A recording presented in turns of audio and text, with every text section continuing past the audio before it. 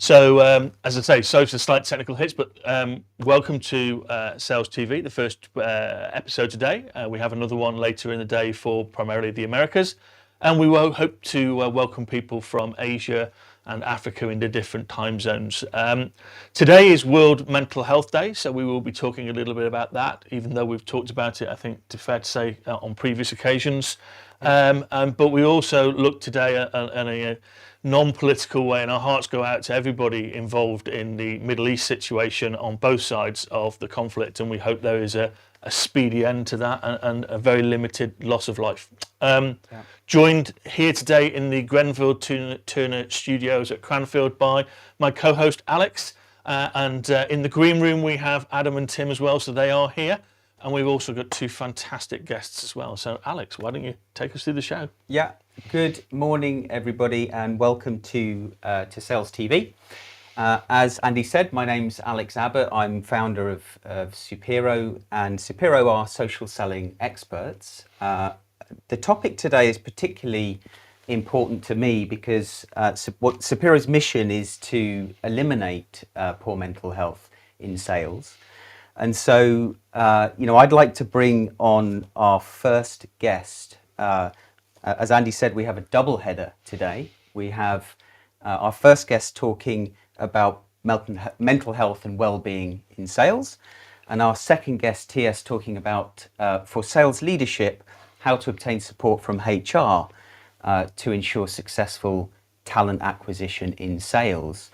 So without further ado, Ram, welcome to the show.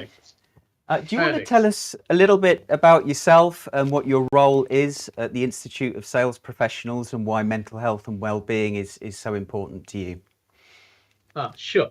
I am actually the co-chair for the Mental Health and Wellbeing Committee for ISP. For all my sins, I have actually been working in this area for almost 30 years. And we've been measuring experience, or what we used to call it earlier, as to how people are feeling, and use that information to help companies improve performance. In ISP specifically, what we are looking at is creating a well-being pledge for organizations to sign up to.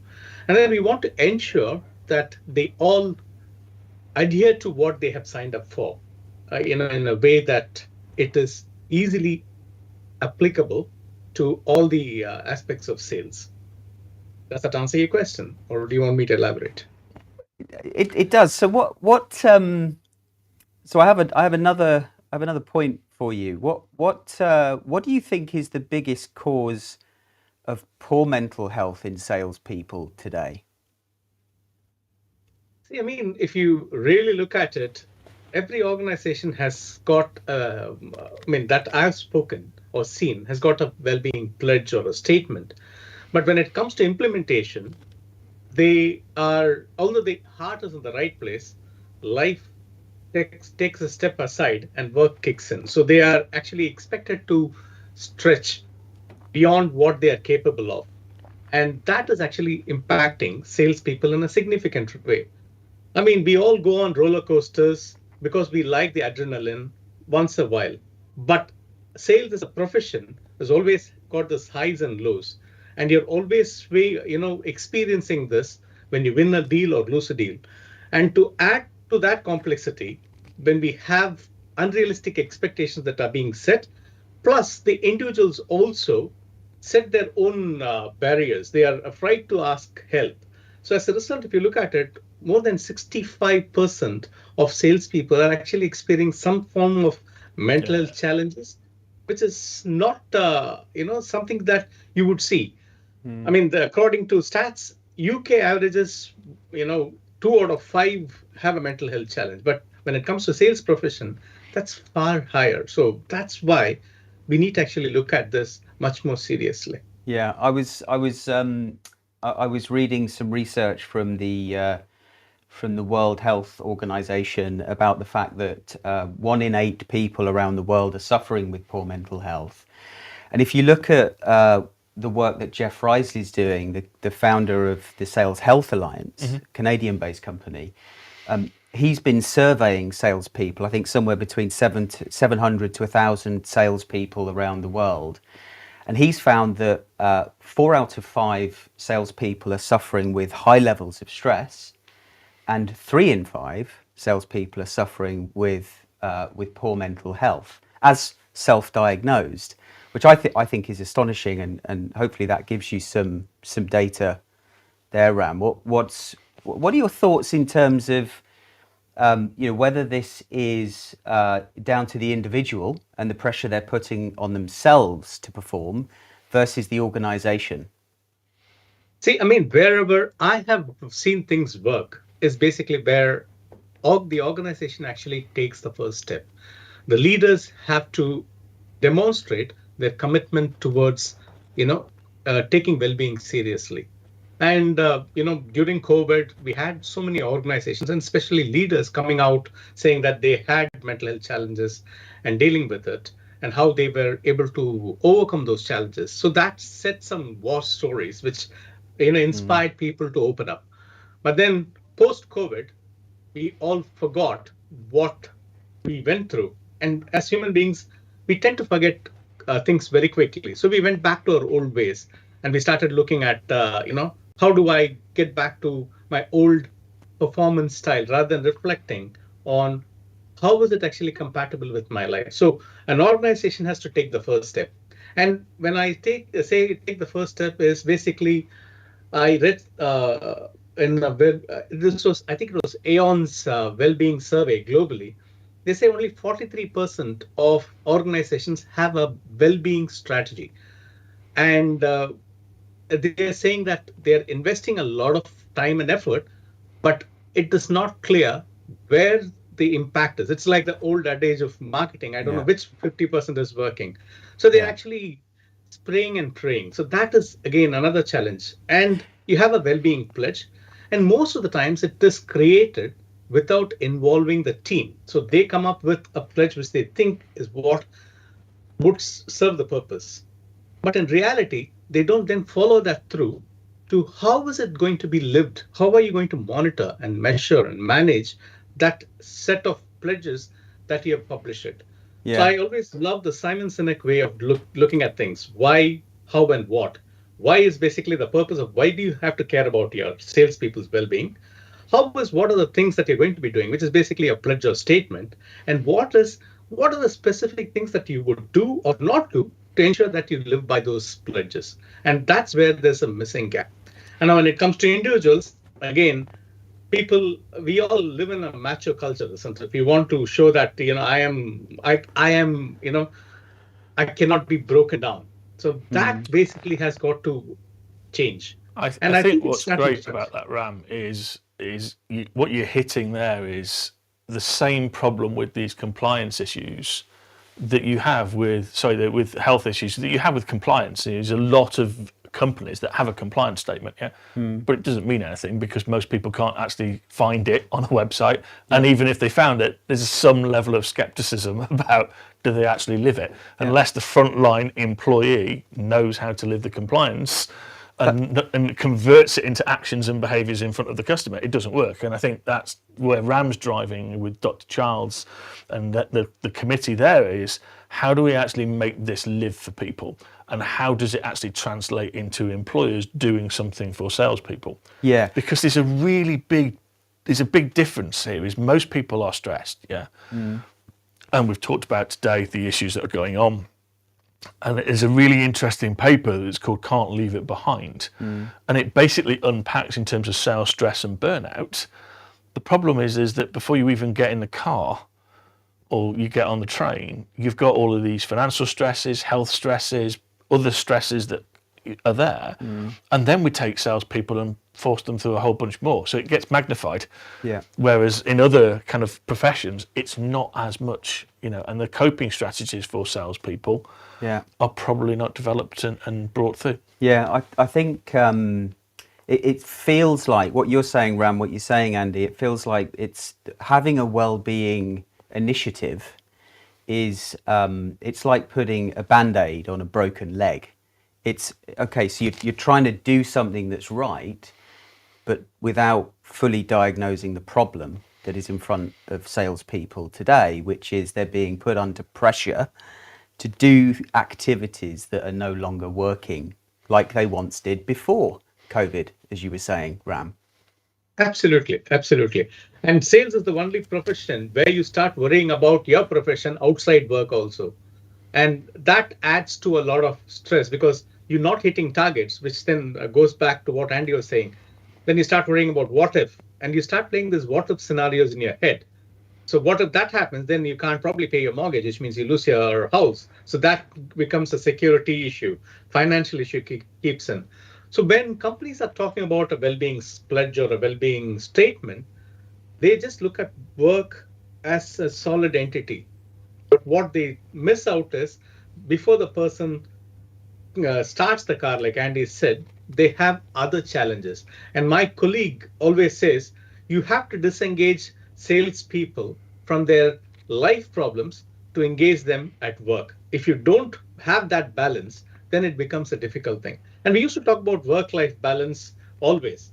Now, during COVID, it became life-work balance because we couldn't go out. So we started managing our work around our lives in front of the computer with our kids running behind or the occasional cat jumping on the screen. Mm. Now, post-COVID, we need to start looking at, should we go back to work-life balance or a balance of life and work? And that's the challenge that companies have not thought through. And they all got onto the bandwagon and started investing a lot of money on well-being initiatives because everyone is doing it and it was seen as the right thing to do. And don't get me wrong, it was the right thing to do at that point in time. But now when I go back and talk to companies, when I ask them, okay, you've invested so much of money in it, how has it impacted your performance? Because your absenteeism is not, sick days has gone up or it's the same. Your people are engaged, customers are complaining. So what impact has your well-being investment or well-being statement or pledge had on people? They can't. And the funny thing is, only a third of money that is actually invested by the organizations then is actually used by employees. There are various reasons behind that. So that's one of the reasons we thought, you know what, for companies to actually live this and breathe this and ensure that they care about well-being, they need to actually look at a professional body to come up with a pledge which they can sign up to. And why do that? Because it actually gives credibility and expertise because a professional body is doing this and employees then start trusting that initiative much more than what the organization is saying. It allows you to compare and do a lot of things. You can create benchmarks and see where you are and so on and so forth. So Ram, sorry to cut in there, but what I'm hearing is that organizations need to do more. They need to put the well-being of the individual at the heart of what they're doing.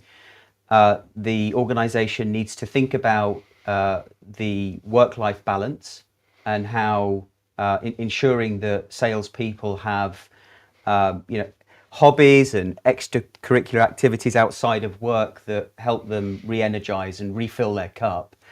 But I can't help but continue to think, as I hear you talking, Ram, the real problem that is affecting salespeople's mental health, which is, buyers no longer trust salespeople.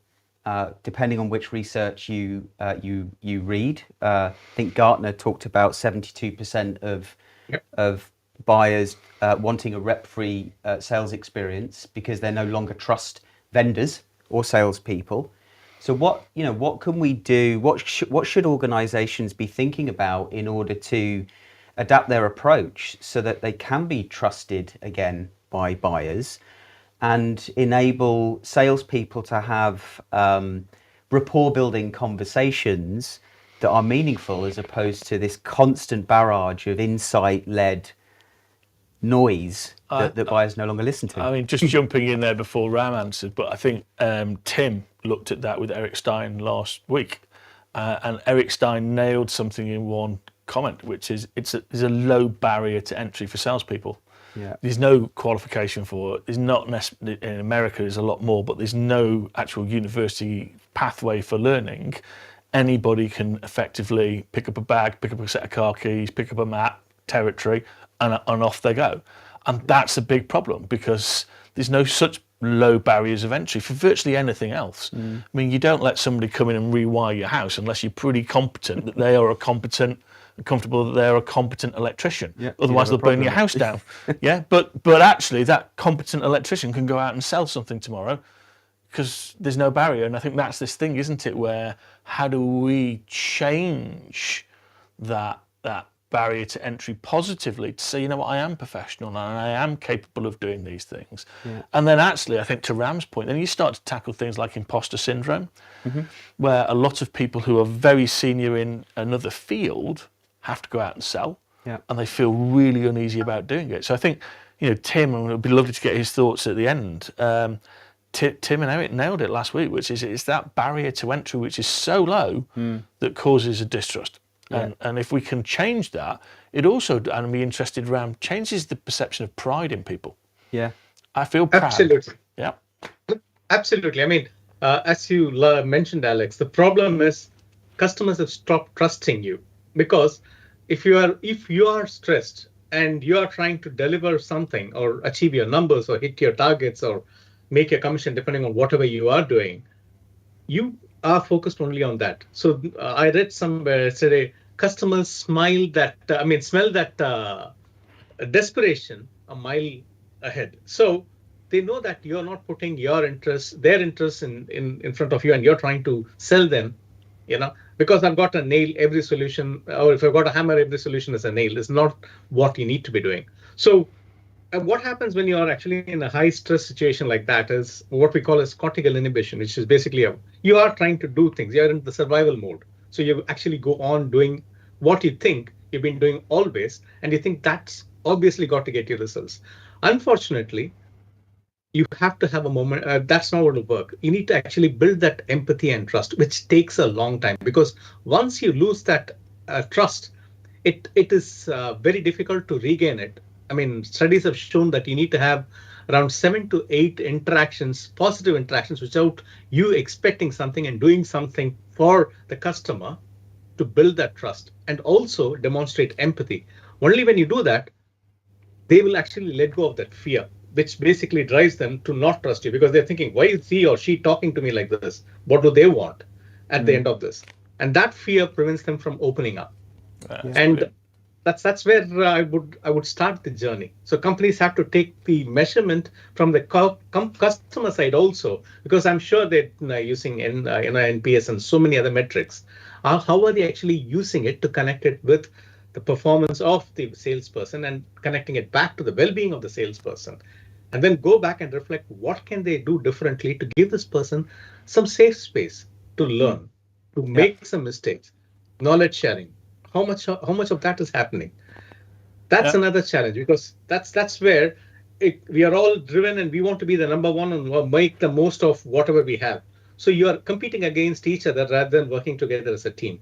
And that basically is probably one of the fundamental things that needs to be addressed. And of course, lack of, people's perception of you don't have to be a professional to get into sales. That's something which it needs to be tackled. Yeah. I mean, getting into sales is easy, but performing and existing and surviving and excelling is the difficult part. Yeah. It's like anyone can get onto a roller coaster, but how many of them will enjoy it? How many of them will actually go again and again? That's the challenge. And salespeople do that continuously because they love that. What about the role of the interest? No, you mentioned something about team, and I know we've got another guest. So I'd love you to bring on your guest, because that issue about team, sales leaders can't do this on their own. So what supporting cast, what help do they need from the rest of the business? Yeah. Let's go explore that. Yeah. Why not? So our next guest, if we can bring Tias Hazebroek on. Tias, hello. Do you want to introduce yourself? I see you're in the car there, or your private office.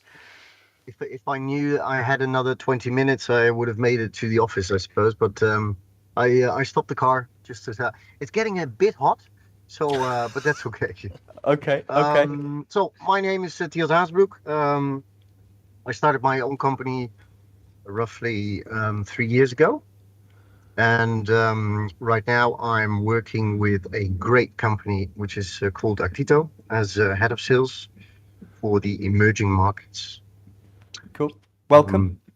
Thank you, Great to have you on the show today. And obviously you and I have worked together in the past.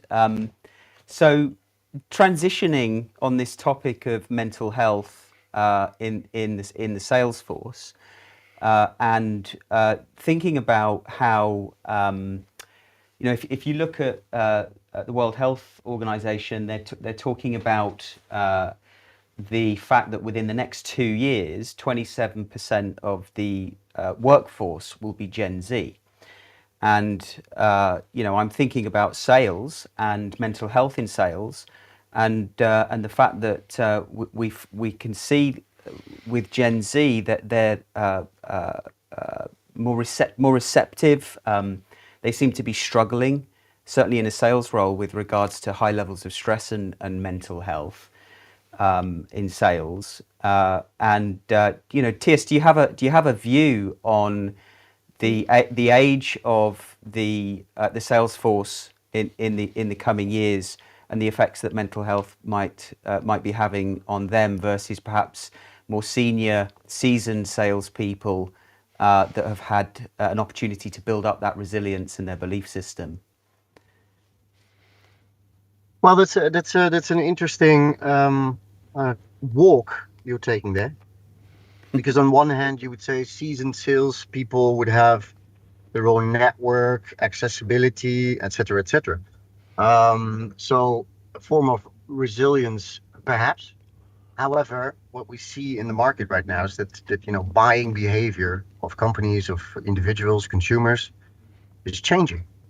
And I wonder whether seasoned sales will still be as effective over time versus the young, the young generation.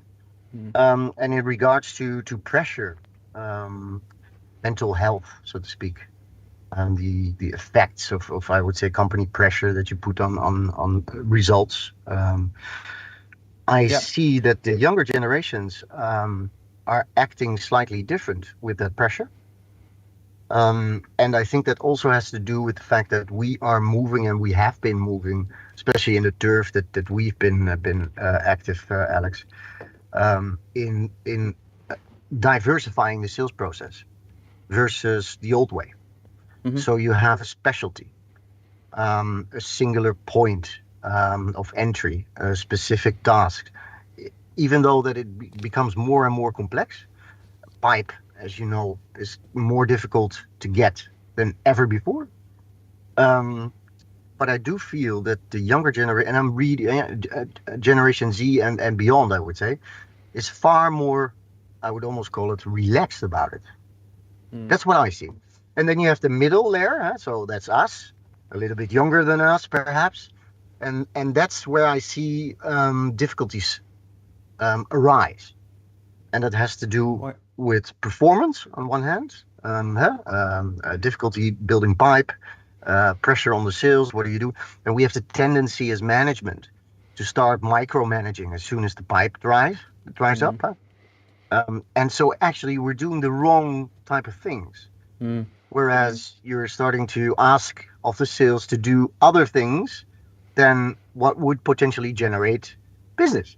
So it's an interesting walk you're taking there, because coming back to the initial question, I would say that the younger generation is more or potentially more resilient because they have a different opinion and approach in regards to life and work balance. And the middle age, especially, having kids, marriage, all the stuff that comes with it. I see that they have more difficulties in adapting to what I would say a new way of doing sales. Yeah, because what they did before. So you're talking about the middle generation, what they did before that once worked that no longer works today, and having to adapt. Well, that's what we see today, right? Yeah. That's exactly what we see today. Yeah, let's bring Ram back on, because I'd love to get Ram's take on that point, Ram, in terms of in terms of the workforce, the sales force getting younger, and what organisations should be thinking about in relation to that, and those individuals having very different kind of mental strength or resilience, let's say, compared to their more experienced counterparts. Sure, Alex. I mean, as Tias mentioned, this generation grew up with internet, with smartphones, and they can get a lot of things done effectively than what we middle-aged people can think of even doing or achieving. And their approach to life and work is totally different. It is, we see, at least our generation is seeing, work and life as inseparable, and we have to work, and life is happens. We talk about retirement and other things and what we will do or we can do after we retire. But this current generation is not like that. They want, work as a means to support their life. So their approach to challenges, their approach to what they want out of work is also changing. And companies have to become cognizant of that. And if you look at recruitment strategies that companies are employing, they are now being more mindful of what these people want and trying to build that. So one of the things I read somewhere recently is where they talked about the youngsters, the millennials or the Gen Zs. They are looking for companies that care about their employees. So do they actually have a well-being culture in place? Do they actually care about them? How evidence it? Show me it's like, show me the money, Jerry Maguire, show me the proof is what these people are asking. And that's not actually, and as Tia said, the senior leadership and the middle managers or middle-aged people have not woken up to it fully. And given that we have got probably less than a decade before, these guys come into workforce full steam ahead, we'll have to make those changes now. Yeah, and that's a big challenge. I'd love to get your view on this, Andy. I read, and I've seen the presentation from a guy called Dr. Julian Birkinshaw, and he did a load of work back in, I think, 2014, where he looked at what is the competitive advantage for businesses today or back then. And he was saying that we've come out of this knowledge, this knowledge era, or we're coming out of this knowledge era. No longer are we in this era or this place where insight and how great your insight is, is no longer gives you the competitive advantage, and it's more an democracy and your shared values and beliefs that really count and provide or will provide organizations the competitive advantage in the future. And when I think of that, I think about people and the individuals providing that competitive advantage, not necessarily the organization. You familiar with his work, by the way? I'm not overly familiar with his work. I've kind of seen those kind of studies come out. But when you then make that connection to people, that's it. I mean, if the very, very basics, most organizations can replicate their competitors' products. Yeah. Most organizations can replicate the platforms that they use, the pricing strategies and the processes. The bit that they can't replicate is the person. Because the person that works for you can't obviously by logic work for anybody else. So to what Tias has said and what Ram has said is, fundamentally it's how you help these people turn up to be the absolute best version of themselves that they can be. And we don't tend to do that. And I think Tias mentioned that, and I'd love to get him back on, which is, we tend to get stressed as managers. And then, Tias, you were saying, we then start to micromanage, and then you start to get into a spiral. So tell us a bit more about what you see there. You're absolutely right, by the way. So well put. What I see in day-to-day basis is that we have the tendency to, which is logical, right? So when business is dropping, when everybody's under pressure, operations is screaming, saying, "Hey guys, where's the business?" People are getting fired because there's insufficient profitability. That's when shit hits the fan, right? So the CEO wants to know exactly what's happening. The CFO wants to know exactly what's happening. So we have, and they drop that basically in the middle management, if there is a middle management. And by the way, guys, I'm Dutch, so I'm not a native speaker, so I do apologize. I hope we can And bleep it correct me, out. correct. Huh. But inevitably, it's exactly what you're saying. So at the cross point of trying to understand the business, we're lacking, and I heard Ram saying that as well. We're losing the trust in our people because we're starting to get to the bottom of everything they're doing on a day-to-day basis, and basically we're making reporters out of them, Yeah, and it you takes talked about this. such a Yeah. load out of their day, whereas they could have been spending their time obviously with customers.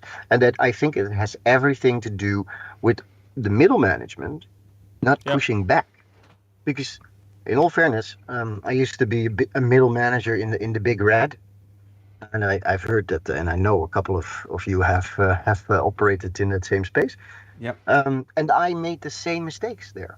Yeah. When But yeah, how, go ahead. how confident do you feel about pushing back, especially when you talk about the risk of being fired, as you say? That's true. Well, then luckily there's more jobs than, and especially in these times. No, but seriously, they you have to think of this. So you've made your miles, you've got the experience under your belt. Rely on that, trust that, and the guys that hired you have hired you for a specific job, and that is to manage these people, to exactly what was said earlier, to make them achieve or become the best version of themselves. So whenever there's from the top line, from the top down, there is the pressure of starting to report on things that really don't matter, and will not help the business, then I think by all means, if you lack the experience, like I used to have in the big red, then you have the tendency to, move that pressure down the line and further on the people. Whereas today, I would say, look, guys, this is seriously not going to help. And if they would fire me, then I think, that's not the company I want to work for. Yeah. So look, I know, Tias, you're not a mental health expert. You're a very experienced sales leader. So I very much appreciate you getting involved in this important conversation. But I can't help but think, as sales leaders, we have a responsibility, a duty of care to our people, our teams, and their mental health, their well-being. And so, when does that start? Do we consider people's mental health, salespeople's mental health in the hiring process, for example? And do you, as a sales leader, feel confident that you're hiring, mentally resilient people? You're willing to adapt and provide well-being support to the people that you're hiring. And where do you bring HR into this? Do you see HR playing a role? That's quite some questions. Um, so let's start at the start. So when you're starting to recruit someone, and let me be quite frank, I don't believe you are ever able to hire someone who's mental health resilient, I think you said, Hmm. because inevitably you can't predict the future. So everything could happen, from a private thing, a marriage going bad, kids, urgently ill, all sorts of stuff that have an effect on, and that's not even work related. And then there's work, and there's a combination, right? So you're trying to shape a team, and we touched on this earlier, I think, on inclusion, right? Everybody, trying to shape a team which is complementary to one another. And I think it's really hard to be completely safe when you select someone. You can do everything you want to do out of the book, so you can do tests, you can do whatever, You can get the references. You have 6, 7 conversations with multiple people. You do everything from the book or out of the book. But still, there's Yeah. always a risk. So Yeah. so that said, you can do as much as you can. And I think where does it start was one of your questions. It starts at the very beginning. Yeah. It starts the first day. It starts at the first touch. It starts with building that trust primarily. So that's key. If you do not build trust right from the start and give trust right from the start, Yeah. Yeah. you're potentially facing exactly what we've talked about earlier, that But I people think, become detached. And that's oh, I have a problem with my battery, guys, by the way. don't worry, it shows we're live, which is great. I think the thing that Tias has blown the doors off, to quote Michael Caine, is this lack of trust of salespeople by their own companies. Yeah. So the company doesn't trust the managers basically therefore get put under pressure to, inspect and micromanage the salespeople. And we talked about this with Adam a couple of episodes ago, which is, if you're a procurement person in that company that Tias has just talked about, you don't trust your own salespeople, so why would you trust the salespeople from your suppliers that walk in? Yeah. And it continues to kind of bring this kind of self-fulfilling prophecy of no trust anywhere of salespeople, either the ones that work for you or the ones that walk through the door to actually sell you something as an organisation. Yeah. And salespeople just end up going through the motions because it's an easy life for them with their manager, and it's not necessarily getting the results that the business needs. No, absolutely. But Tias, he's dropped off, so he's either his car's been towed away or his battery's well and truly gone. Yeah. So Ram, coming back to you, just give us a little bit more information about what you've designed with Dr. Childs. I know you're supporting Jeff, so the ISP is working really hard to support that survey and help gather even more data around Jeff that. Risley? Yeah. Oh, brilliant. So that's happening. But also, Ram, today you're launching the wellbeing standard for salespeople. So what is that, and why should we care? See, what we have come up with is basically to connect all the best practices that companies have from a health and well-being statements that they already have. What we're then trying to look at is there are 3 components to it. One is basically what can the leaders do to ensure that there is a proper well-being plan that is implemented. Then what is the role of the culture, the supporting act, which is the HR, and the role of well-being champion. So we are looking at that. And the third element is actually concerning the sales person. So how can they ensure that their well-being is actually met and they actually don't have any issues when it comes to tackling their own personal demons outside work and perform effectively. So what we have done is we have brought in all the best practices that we've seen from others and created some sort of a guiding document. But what we want to do before we haven't launched it officially, Andy, what we are doing now is basically we are reaching out to companies who are members of ISP to actually walk them through this, get their views. Because one of the things that I said earlier is no one is involved. A standard is just thrust upon people. So we don't want to do the same thing. So we want to actually get the companies involved to look at the various aspects that we are talking about and what is it that is good in their organizations, and then build it as part of the charter. And like, to make it simple, like I'll probably use the analogy of a law. If we all know that the purpose of going back to what Simon Sinek says, why, how, and what. Why do we have traffic laws? Because to ensure we want to ensure everyone is safe on the road. And how do we do that? By having certain rules and regulations, which is don't jump the traffic light, don't drive beyond 30 or 20 or whatever. And what happens if you do that?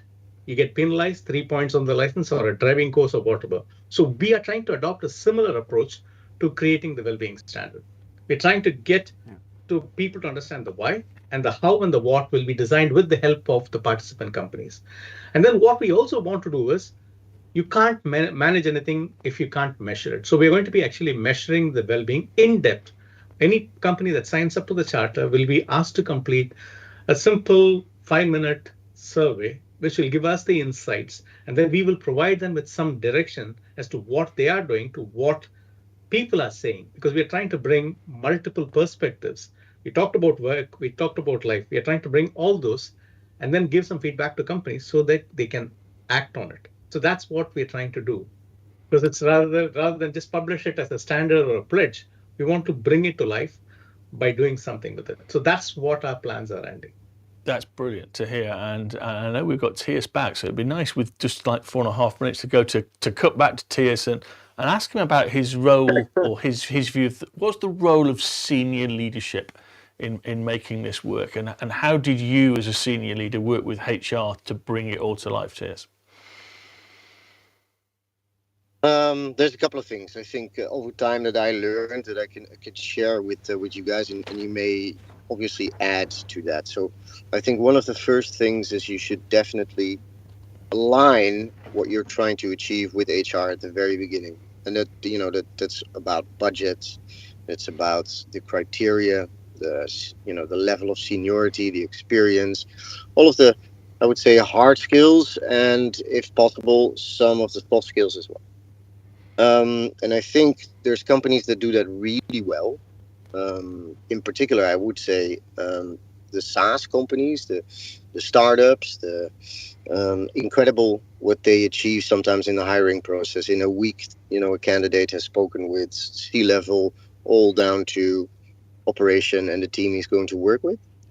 And then finishing up with HR, and everything is ready. Everything is done. There's the bandwidth in regards to negotiations on salary, the package, the whole thing.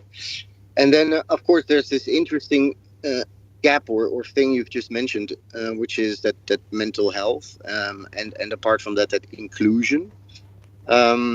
Whereas in the hiring process, so at the very beginning, I think these things are, in my general opinion, underlighted. Is that the right word? Yeah. Yeah, it's good. That'll do. Yeah.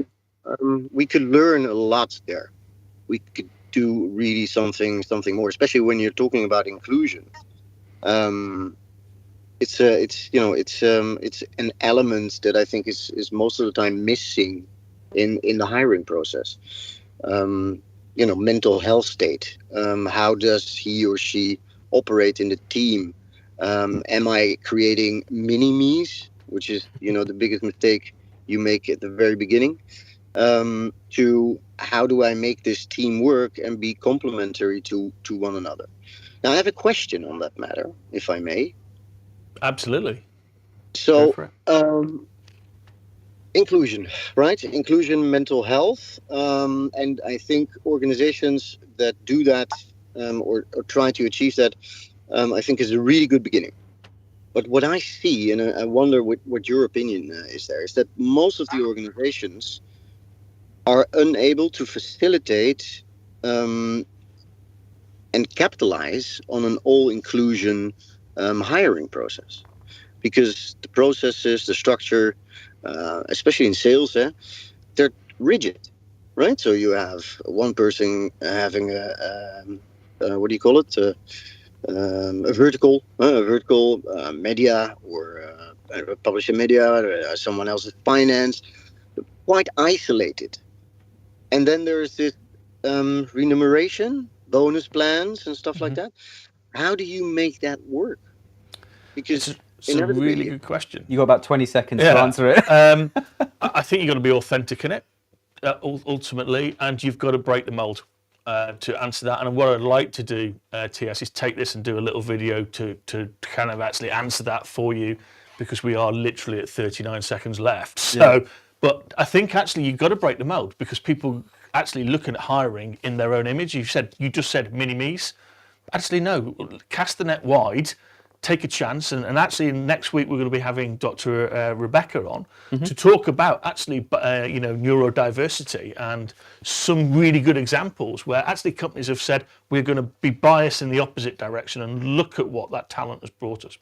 So I want to say thank you, Tias, to Yeah. you. It's been brilliant, and I can't wait to actually unpack that a little bit more before our next episode. And Ram, brilliant work that you're doing. Yeah. Thanks to the studio team here. Really good set of conversations today, and I look forward to expanding on those for World Health Day as we go forward. Yeah, thank you for celebrating that with us today. Go grab a cup of tea and have a chat with a friend or colleague. Take care, guys. Thank you. We will. Thank you. Bye bye.